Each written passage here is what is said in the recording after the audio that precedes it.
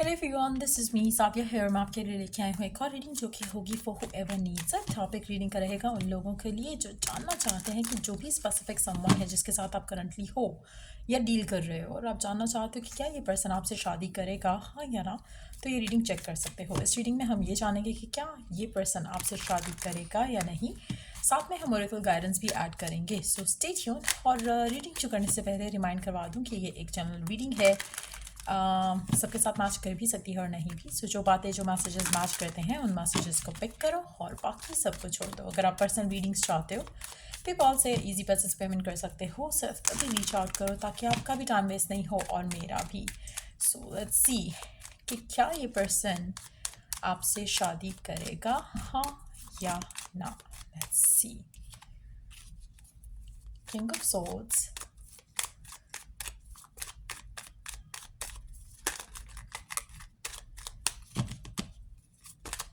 क्या ये पर्सन आपसे शादी करेगा, हाँ या ना।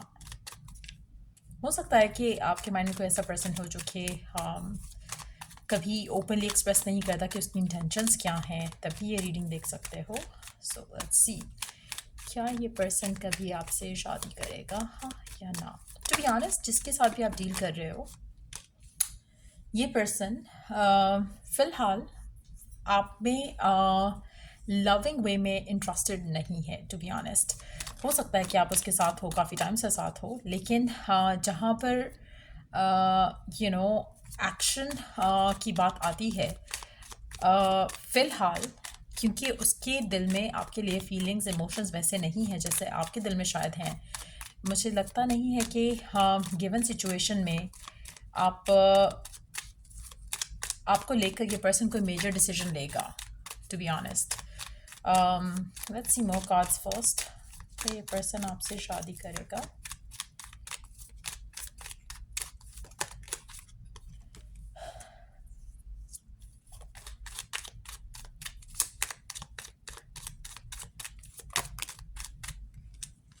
क्या ये पर्सन आपसे शादी करेगा,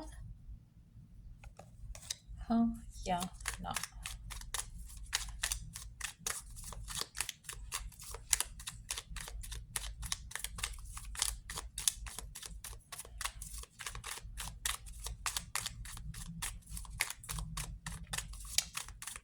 आपका जो कनेक्शन है ना इस इंसान के साथ, ये बहुत ही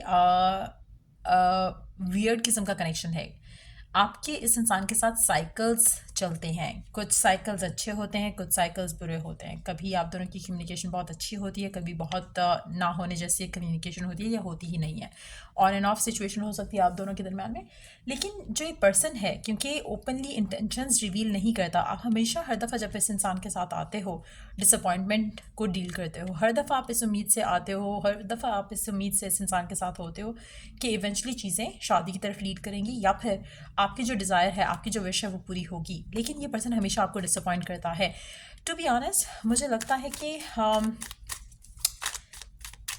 ये पर्सन पर्पसली आपके साथ एक सर्टन वे में बिहेव करता है, एक सर्टन वे में डिस्टेंट रहते हुए आपको डील करता है। ये पर्सन इतनी पावर रखता है अपनी लाइफ के डिसीजंस के ऊपर कि अगर ये चाहे तो आपसे शादी कर सकता है। बट क्या ये चूज़ करता है, ये वो जो है वो आंसर बिल्कुल नो है। आपका person, like I said earlier, loving way में आपको लेकर जो फीलिंग्स हैं इसके दिल में उस तरह से नहीं है जैसे आपके दिल में इसके लिए हैं। अगर ये चाहे तो शायद आपकी शादी अब भी इस इंसान से हो सकती है, but this is not something what they want. Indecisive है पर्सन आपका आपको लेकर। मुझे लगता है कि आपका कनेक्शन काफ़ी डीप है, but at the same time बहुत अनसर्टन किस्म का कनेक्शन है आपका इस इंसान के साथ। इमोशनली, लव वाइज अगर हम बात करें या इमोशनली भी बात करें, मुझे नहीं लगता कि पर्सन इमोशनली इन्वॉल्व है आपके साथ।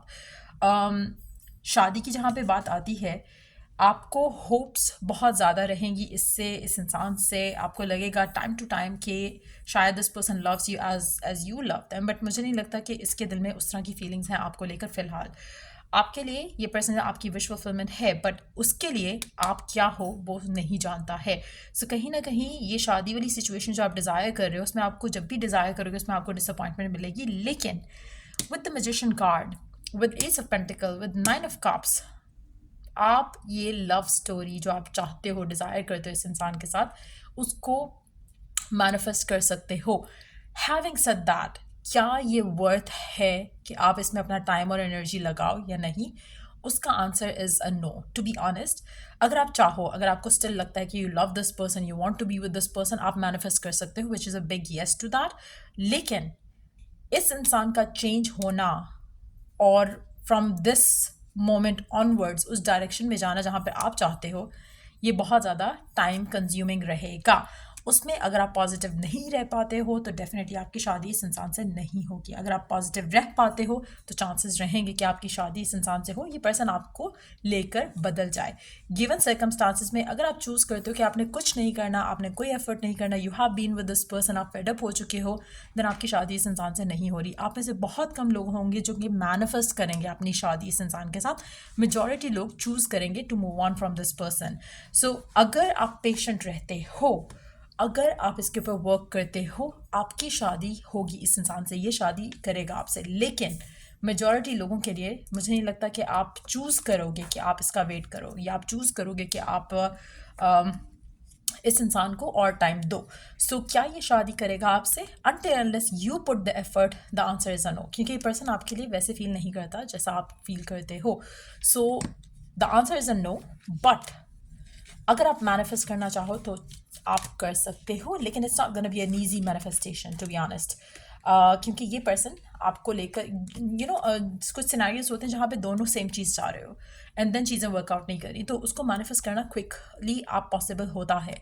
When it comes to one sided situation, तो उसको मैनिफेस्ट करने के लिए जो फेथ और जो पॉजिटिविटी चाहिए बहुत कम लोगों में होती है, और आपकी सिचुएशन के साथ मुझे नहीं लग रहा कि ये पॉसिबिलिटी है until unless कि आप इसको मैनिफेस्ट करो। सो क्या ये पर्सन आपसे शादी कर रहा है? The answer is a no, specially अगर आप चूज़ करते हो कि कुछ भी एफर्ट नहीं करो इन टर्म्स ऑफ मैनिफेस्टेशन, अपने आप को चेंज ना करो, पॉजिटिव थॉट्स ना करो, जो करंट सिचुएशन है उसमें फेथ ना रखो। अगर आप कुछ भी पॉजिटिवली नहीं करते हो अपने एंड से ऑन इन दिस कनेक्शन, तो ये शादी होती मुझे नहीं दिख रही है। लेट्स सी कि गिवन सिचुएशन में आपके लिए डिवाइन गाइडेंस क्या है। Okay. The divine really want you to dream big. Gratitude is the key. Spiritual growth on the right path. And twin flame journey है आप में से कुछ लोगों के लिए इस इंसान के साथ। Divine timing work करेगी. Divine timing again. Try to relax around it. It's time to receive your reward. And then we do have write a letter to your God. Now अब इन सारे messages के साथ देखो मल्टीपल चीज़ें हैं। अगर आप हम ड्रीम बिग का कार्ड देखें, सो आप में से वो लोग जो बहुत ही ज़्यादा सेटल इन फॉर लेस कर रहे हैं इस इंसान के चक्कर में, तो आपको मुझे नहीं लगता कि सेटल इन फॉर लेस करना चाहिए। Dream big around it. आप में से वो लोग जो चाहते हैं कि आपकी शादी इस इंसान से हो, लेकिन आपका फेथ कहीं ना कहीं जो है वो बहुत वीक है, तो again dream big around it. ठीक हो गया? When it comes to spiritual growth on the right path, आप में से काफ़ी सारे लोगों के लिए ये ट्विन फ्लेम जर्नी है, जैसे दिस कार्ड ऑल्सो सजेस्ट। अब इस तरह की सिचुएशन में आप जब तक सिचुएशन में ग्रो नहीं करोगे एक्सपीरियंस के साथ, आपका इस इंसान के साथ शादी होना इम्पॉसिबल है। जब हम ग्रो करने की बात करते हैं तो you have to learn from your experience. जैसे ऑन एंड ऑफ होता है आपके और आपके पर्सन के दरमियान में, आप लर्न किए बगैर फिर ऑन एंड ऑफ करते रहते हो, ये कंटिन्यू रहेगा टिल फॉर एवर। लेकिन अगर आप उसको लर्न करते हो तो that's where you come out of this journey, और फिर आप एक नया फ्यूचर जो है वो स्टार्ट करते हो अपने एक पर्सन के साथ। ग्रैटिट्यूड आपको हेल्प कर सकता है इन सो मैनी वेज। जब आप ग्रैटिट्यूड शो करते हो towards the thing that you want, तो वो क्विकर होती हैं क्योंकि आप रिसेप्टिव एंड पे आ जाते हो। डिवाइन टाइमिंग आपकी वर्क करेगी इस लव लाइफ की सिचुएशन में। इसमें आपका फेथ बहुत ज़्यादा स्ट्रांग होना ज़रूरी है। अगर नहीं है डिवाइन टाइमिंग के ऊपर, तो मुझे नहीं लगता कि आप इस इंसान का वेट करोगे। It's time to receive your reward. आप में से काफ़ी सारे लोगों के लिए मुझे लगता है कि हाँ, दो चीज़ें अगैन, जैसे पहले कार्ड के साथ मैंने कहा था, ड्रीम बिग के साथ मैंने कहा, दो चीज़ें हैं। अगर आप इसमें इन्वेस्ट करते हो, मैनिफेस्टेशन की तरफ आते हो, तो आपको आपका रिवॉर्ड मिलेगा। अगर आप नहीं आते हो, you have been hurt, you are suffering, आप चाहते हो कि आपको क्लैरिटी मिले ताकि आप अपना डिसीजन ले सको कि आपको मूव ऑन करना है या नहीं। इन दैट सिचुएशन अगर आपको इससे मूव ऑन करना है तो इट्स टाइम कि आप अपने रिवॉर्ड की तरफ जाओ। आपकी लव लाइफ में इससे बहुत अच्छा स्पेसिफिक समवन आएगा जिससे आपकी शादी होगी। बट अगर आप चूज करते हो to work on this connection और पर्सन के एटीट्यूड को चेंज करने की कोशिश करते हो with manifestation tools and techniques, तो वो भी पॉसिबिलिटी है, but at the same time उसको टाइम लगेगा। So it's your call, your decision. आपको वेट करना है, आपको वर्क करना है, या आपको वेट भी नहीं करना और वर्क भी नहीं करना। ईदर वे आपकी लव लाइफ में पॉजिटिव चेंज आएगा अगर आप वर्क करते हो तब भी, और अगर आप मूव ऑन करते हो तब भी। So choose whatever you want, write a letter to your god. इसमें आपके जो भी कंसर्न्स हैं, अगर आप चूज़ करते हो मूव ऑन करने के लिए, अगर आप चूज़ करते हो स्टिक ऑन करने के लिए, दोनों सिचुएशन में आपके जो भी कंसर्न्स हैं, डाउट्स हैं, फियर्स हैं, आपने उन सब को अपने रब को लेटर लिखकर मेंशन करना है। नाउ जब आप वो लिख देते हो, चाहे आप मूव ऑन करना चूज़ कर रहे हो, चाहे आप स्टिक अराउंड करना चूज़ कर रहे हो, दोनों सिचुएशन में आपके जो भी कंसर्न्स हैं एंड देन जो आपकी डिज़ायर है वो सब मेंशन करो in the letter to the god, right.